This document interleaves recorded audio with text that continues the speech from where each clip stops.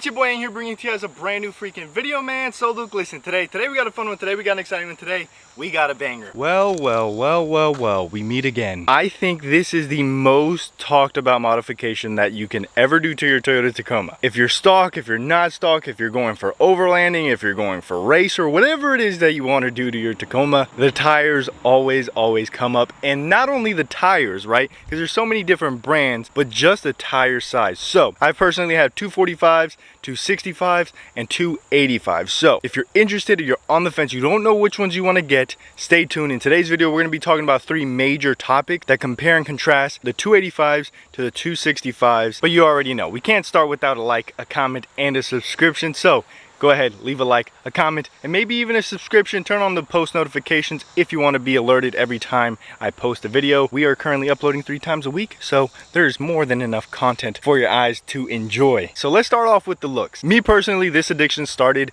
in 2020. Okay, when I first purchased my 2020 TRD Sport, it was on 265s, and anytime I got onto Instagram, anything and everything I saw was on 285s. So I was like, all right, look, I can't have a YouTube channel and be on 265s. It's not gonna happen. This is embarrassing. And I really wanted to get that thick stance that those 285s do offer, but I didn't want to go up to the 305s that require a lot of damage. I know I'm gonna get absolutely destroyed in the comment section, but I have to go with the 265s. This right here, this point of view is my favorite.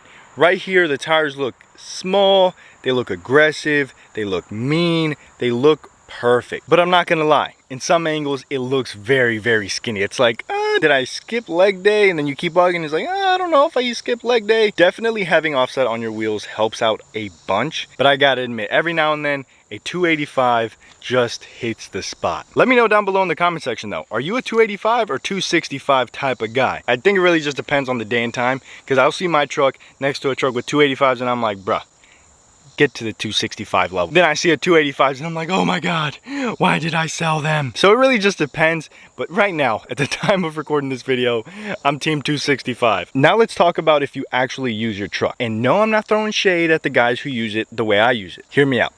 I had a 2020 TRD Sport. It was 265s upgraded to 285s.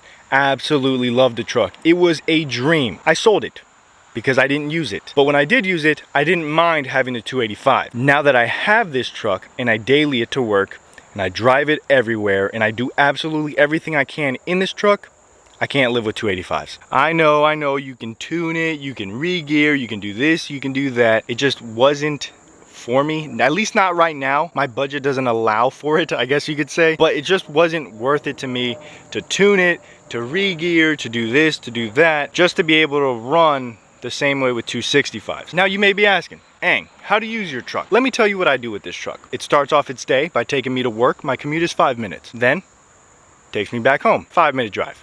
Then it sits and does the same Monday through Friday. Saturday, Sunday come and we are hitting the road 4 or 5 a.m. We're driving it 3-4 hours. We're setting up camp. There's always some type of adventure going on during the weekend. So I had the 285s on it and I did all the fun stuff. Now I have my 265s on it and I did all the fun stuff. And I gotta say, there's not been a single time, not once, where I was like, man, I really wish I had my 285s versus the 265s. Unless I was pulled up next to somebody and I was like, okay, I gotta flex a little bit.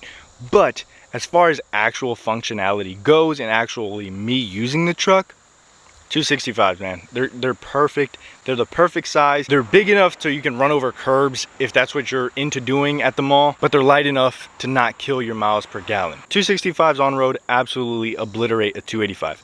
But now, let's say you use this truck for what it's really meant for, which is off-roading. 285s absolutely destroy the 265s. And by absolutely destroy, I mean you can kind of feel it being a little bit better. At least where I'm at, it's all gravel roads. So when I have the 265s, I'm like, okay, let's be a little careful. 285s full send down the road, but it may just be a placebo. I've never been stuck in 245s. I've never been stuck in 265s, and I've never gotten stuck in 285s. So it really just matters what kind of terrain you have around you. And after these, I may be going a little bit skinnier, hint, hint, but a little bit taller. Hint, hint. There's only one way to go with it. You already know what I'm doing next. Let me know what you think. Performance on road, you have to give it to the 265. It's a smaller tire, so it can cut through the air better.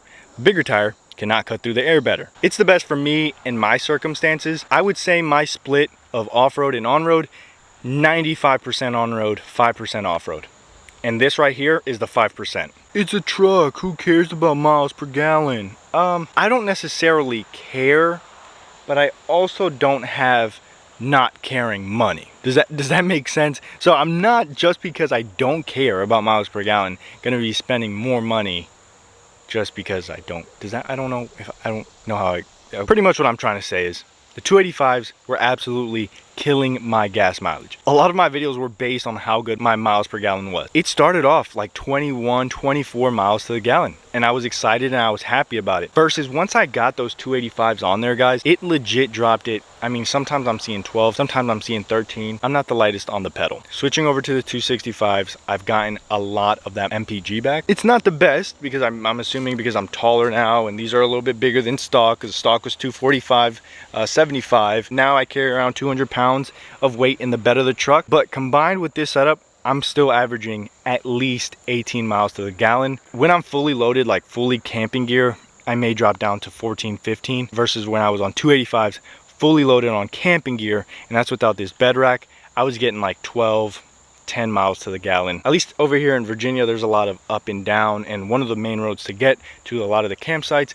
is straight up, and then straight down, and straight up, and straight down. It's pretty steep inclines. It wasn't fair for the truck. Moving on to the next point, just regular wear and tear of the truck. Having the 265/75 R16s make me feel a lot better, knowing that a lot of my components are not being stressed out by having to move extra weight. Reducing the amount of stress on them makes me feel a lot better. So I guess all in all, if you got the money, why not just do 285s? But if you don't got the money and you just want to get the best bang for your buck, 265/75 R16s, I'll preach it every single day. I'm interested to know what you guys think, so let me know down below. Have you guys switched tire sizes? Did you go up a size? Did you go down a size? And what were your thoughts on that initial bump? I guess we can conclude this video with, be true to yourself, buy what you need, not what you're told you need. Don't do what everybody else is doing, just do what you feel is best.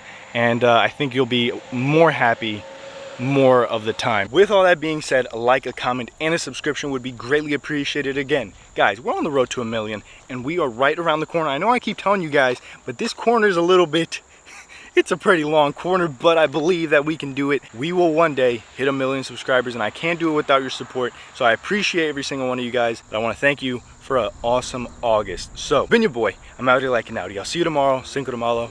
Peace.